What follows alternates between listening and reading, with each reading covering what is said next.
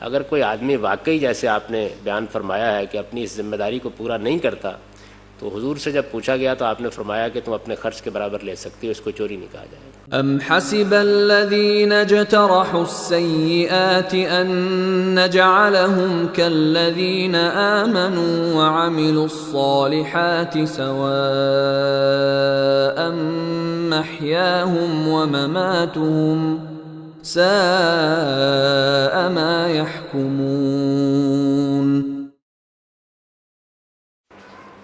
اگر بیوی گھریلو اخراجات کے سلسلے میں خاوند کو بغیر بتائے خرچ کرے اور خاوند کی کمائی میں سے اسے بغیر بتائے گھر میں استعمال کے لیے پیسے استعمال کرتی رہے تو کیا یہ ٹھیک ہے؟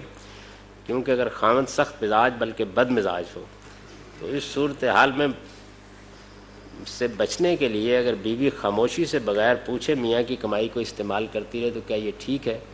کہیں یہ چوری کے زمرے میں تو نہیں آ جاتی؟ بیوی کے نان و نفقے کی ذمہ داری مرد پر ڈالی گئی ہے۔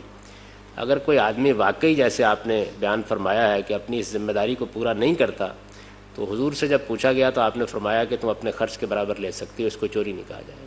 یہ ذمہ داری ہے اس کے اوپر۔ باقی یہ کہ آپ اس سے فائدہ اٹھا لیں اور جو جی چاہے کرنا شروع کر دیں تو اس کی ذمہ داری مجھ پر بھی نہیں عائد ہوتی اور اللہ کے پیغمبر پر بھی نہیں عائد ہوتی۔